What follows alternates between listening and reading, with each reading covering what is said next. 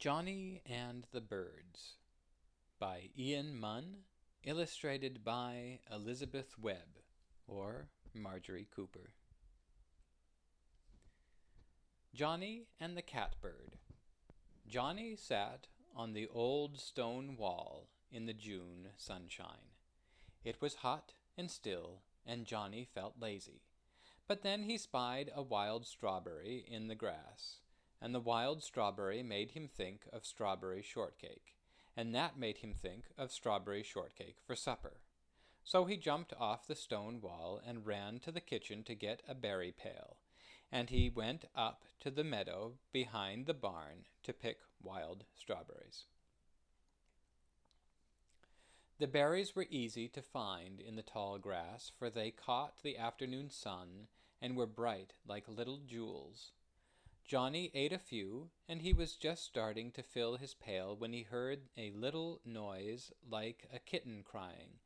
It sounded like meow, meow, meow. He hunted through the tall grass, but there wasn't any kitten there. He hunted through the bushes, but there was no kitten there. He looked up into the trees, and he still couldn't find a kitten. Then he saw that the joke was on him, for the noise was coming from a little gray catbird. The Blue Jays. It was very quiet in the grove. Mother Blue Jay was sitting on the 4 eggs in her nest to keep them warm. She thought she heard a little noise. She listened very hard. Yes, there it was, tap, tap, tap, and it was coming from one of the eggs. Then crack went the eggshell, and out came the first baby blue jay.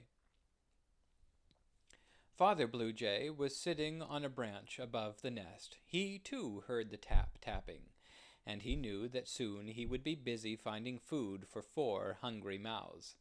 Father Blue Jay saw Johnny picking berries in the field below, but he didn't make a sound.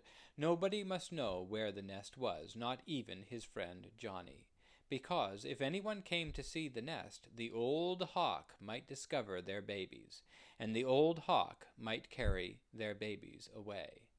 Father Blue Jay had just heard the second egg crack when he looked down and saw a large shadow moving slowly over the ground. He looked up to see what was making the shadow, and there in the blue sky above was the old hawk himself. The old hawk was tremendous, and Father Blue Jay was very frightened, but he did a very brave thing. He flew to another tree and screamed a warning to all the other birds in the woods. "Jay! Jay! Jay!" he screamed. Then, all alone, he flew straight up at the old hawk. He darted at him from above, then from below, then from in back, from in front, so quickly that the old hawk grew dizzy, wondering where all the blue jays were coming from, and he was mighty glad to fly away. The old hawk didn't come back to the grove again that year. My, he thought, there must be a whole army of blue jays there. The Robins. Johnny saw little pieces of blue eggshell on the ground under the cedar tree, and he knew that the robins' eggs had hatched. The robins had come back from the south early in the spring. The day when they arrived wasn't much like spring, though, for the March wind was blowing and it was snowing. You could see how disappointed the robins were by the way they sat on a branch of the quince tree and didn't make a sound. They just looked cold and miserable. Johnny's father left the garage doors open so that the robins could sleep under the garage roof that night. But the next day, when the snow melted and the air felt warm, the robins acted very happy. They flew from tree to tree and sang over and over again, "Cheer up, cheer up, cheer up, cheer up." Pretty soon they started to gather little bits of dry grass. They carried them to the cedar tree in the meadow, stuck them together with mud, and made a nice round nest of them. Then the mother robin laid 5 beautiful blue eggs in the nest and sat on them for days to keep them warm. Once in a while she would leave them to get herself some food, and once, while she was away, Johnny had seen the 5 blue eggs, and now they were hatched. Johnny made a little whistling sound. At once 5 little heads shot up in the nest, and 5 enormous mouths flew open. "They think I'm their father with their supper," thought Johnny.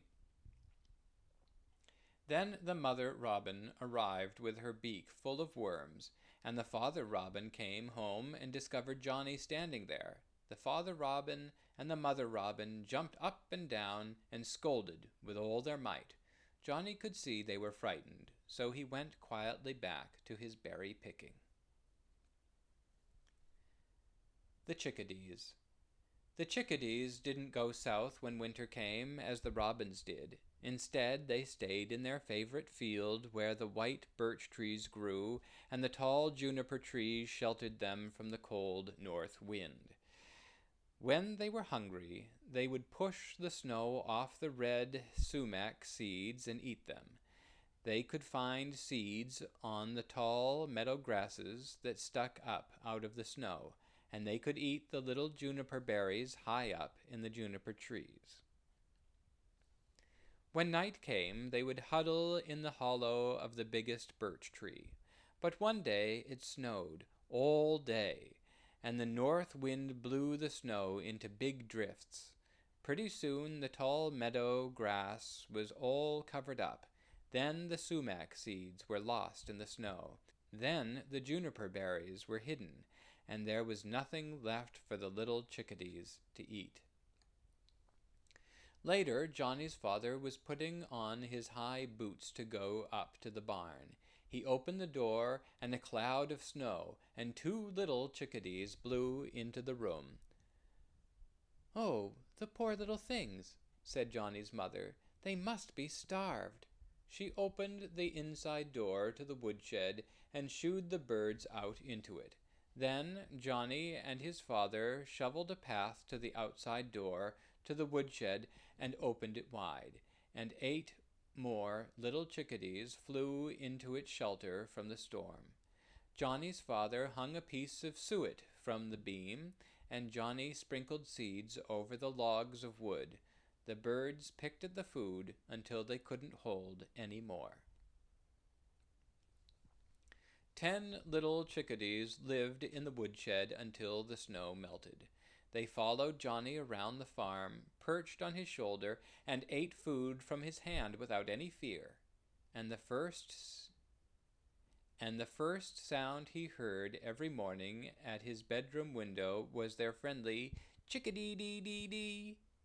Now, on this warm June afternoon, Johnny could hear his little friends calling to each other in the juniper trees, and Johnny's pail was almost full of strawberries. The Crows. On the way back home, Johnny passed the cornfield and saw Mr. Scarecrow with his tattered coat still flapping in the breeze. "He's been out here all by himself for over a year," thought Johnny. He remembered the day when he and his father had made Mr. Scarecrow out of old clothes stuffed with hay. That was to scare the crows out of the cornfield. That had been the day when Johnny found the baby crow. Something must have happened to its father and mother, for it was flopping around on the ground. It hadn't learned to fly, and it looked so helpless. Johnny knew that if he left the baby crow there, the old hawk would get it. So he put the little bird into his hat and took it home. The little bird was so well fed at Johnny's house that it became a pet. Johnny named it Blackie. Johnny thought that when Blackie had grown into a big, shiny black crow, he would want to fly away to the other crows. But Blackie liked his adopted home and never did fly very far from the house. Blackie was sitting on the weather vane now, watching for Johnny. When he saw him coming through the fields, he flew to meet him, shouting, "Caw! Caw! Caw!" And he rode all the way to the kitchen door on Johnny's shoulder. Johnny sat at the supper table that night, eating juicy strawberry shortcake. Everyone said how good the wild strawberries tasted. "They're delicious," said Johnny's mother. "Never tasted better," said Johnny's father. And "Caw! Caw!" shouted Blackie, meaning, of course, "I'll have another helping, if you please." The end.